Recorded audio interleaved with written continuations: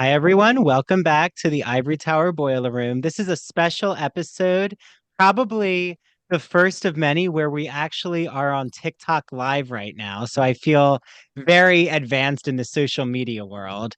So if you're watching on TikTok at Ivory Tower Boiler Room, I'll be glancing to see if there's any comments. So if you have questions as we're talking, all things quiet on set, please send in your question and I will make sure to shout it out as long as it's appropriate, of course.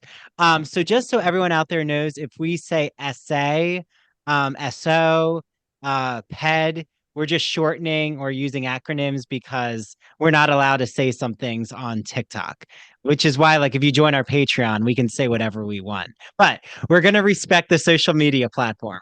Okay, so I am joined with all things host of True Crime and Academia, Mary DiPipi.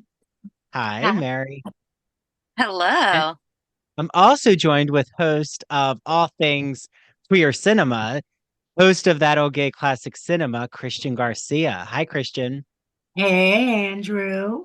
And he just did a fun like switch to his logo. So that was well timed, like we were in a production.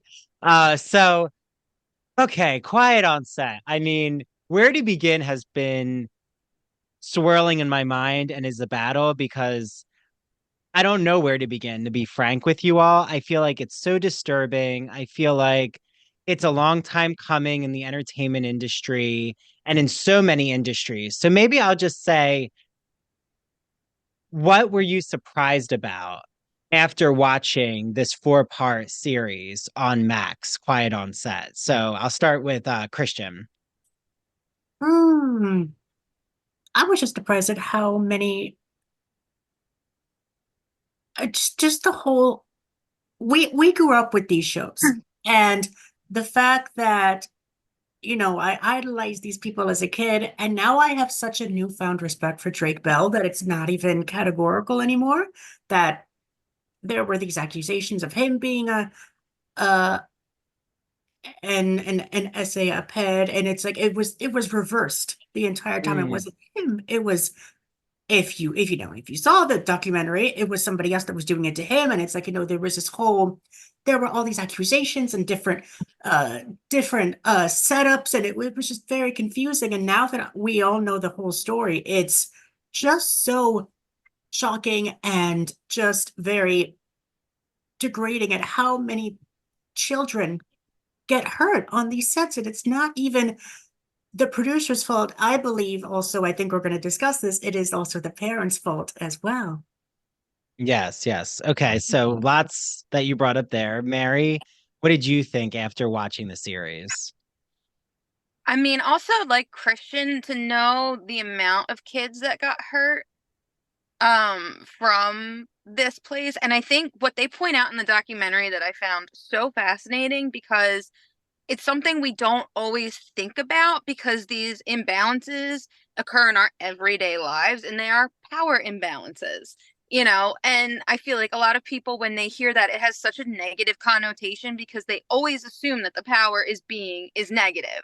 And, unfortunately in this case it is, but overall the child actor industry, you have even more of an imbalance because okay, for example, at my job, I have, two people that are above me, you know, and, so there's that imbalance. But then you add the fact that they're also children and they're adults. So I've obviously, as a working adult working with adults, there's not that added level of imbalance. Whereas, these poor child actors have that. And I think it's more difficult for them to speak up and speak out against what's happening because it's not just their their jobs. This is also their livelihoods. This is also potentially their families' livelihoods as well. So I'm really glad that they pointed that out Yeah. in this Well, and documentary.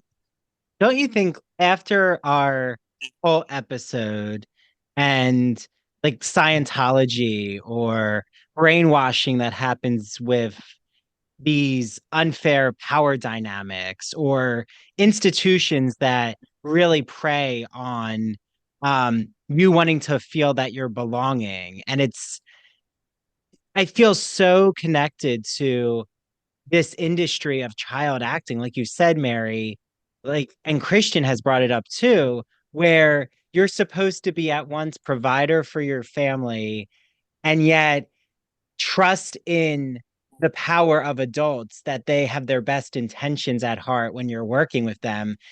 How these parents, so many of them were monitoring their children on set, but yet this abuse still can happen, you know? And I think that it goes to show that, you know, there's some parents who are complicit, in my opinion, in this documentary. You find out, especially like Drake Bell's mother, like, did, you know, kind of push him towards certain unsafe conditions. But then you have that parent, of that actor.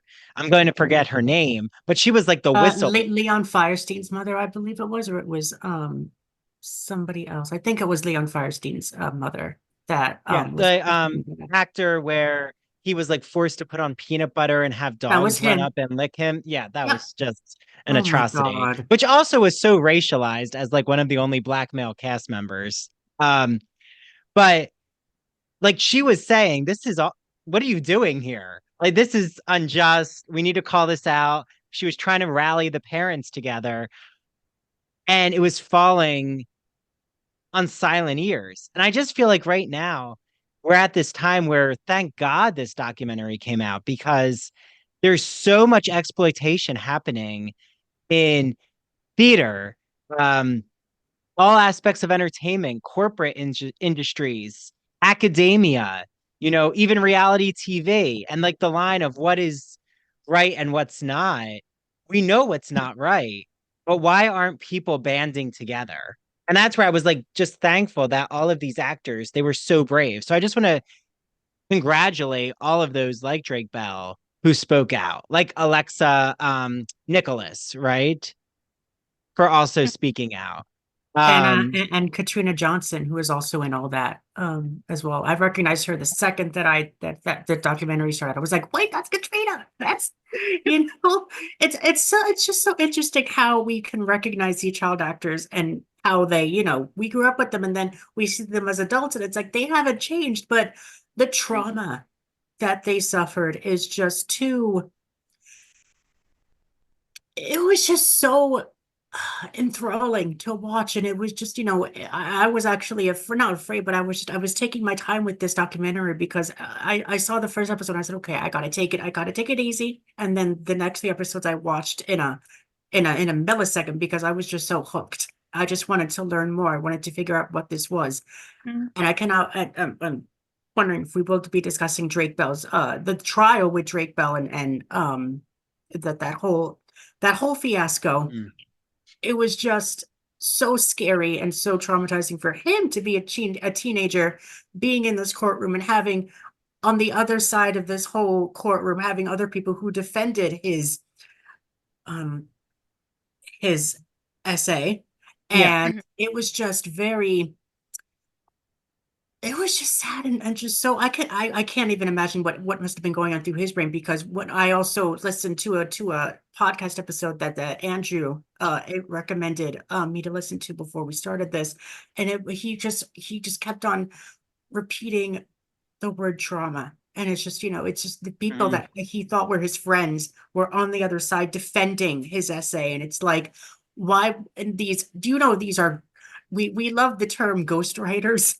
And I know that those letters were ghostwrited because these kids do not have the educational facilities to write those letters. Oh, like this person was so nice, Drake, he was only tempted because Drake was so vulnerable. Oh, Like, that no, was one of the worst things in the letters, like trying exactly. to blame a To make minor him the victim for when how like can a teachers minor be tempting and seducing someone exactly. who has a director power over him?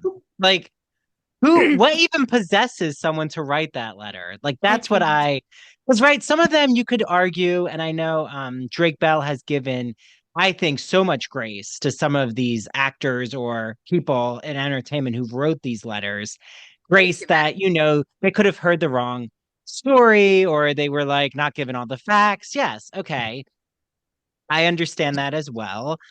But to actually say that he seduced Brian Peck, Get bonkers. out of here. A child and a No, teenager, I don't care what you say. A teenager is still a child. A child cannot seduce an adult. nope, No, nope. not And there in were any kind 41 of realm letters, like that. I believe, that were Mhm. sent during this trial. And the fact that, oh my God, I can't even think to imagine what the heck Drake went through to deal with this trauma because he said he woke up to this act being done to him. And it's like, Yeah. I can't even imagine what that must have felt like. I can't.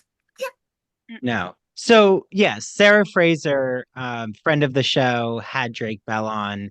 Um, I highly recommend everyone to listen to it. He's very open about how he's processing that trauma, like Christian said. Also, he gets into the Josh Peck of it all. Like people had like coming after Josh, like, why aren't you speaking out? And he said, calm down. Josh reached out to me privately. And again, not all of these um child actors who are now adults, they're living through their own trauma, or maybe they're not coming out because they were witness to something, signed NDAs. Who knows the story? I mean, I have Mm. my own theories about Ariana Grande signing an NDA, but like Oh that's my not God. substantiated. Mhm. But they did reach out. I just heard they did reach out to Amanda Bynes and she declined to do the documentary. I hope you enjoyed this portion from the Ivory Tower Boiler Room podcast. To listen to the rest of the episode and watch it, head to our Patreon. That's patreon.com/Ivory Tower Boiler Room. And just for you all, I'm giving a promo deal for our Patreon. So for 1 week, you get a free trial. Join the ITBR professor level, which is $10 a month. But again, you get a 1 week free trial and you can watch the rest of this episode and also see our full catalog of unedited and ad-free video episodes, exclusive audio episodes, including Mary DiPipi's True Crime and Academia series, our Queer as Folk and Smash TV show rewatch podcast episodes. You're going to unlock everything. And also, you'll see that every month we host a book club. So you can also join our book club. Okay, see you all on the Patreon.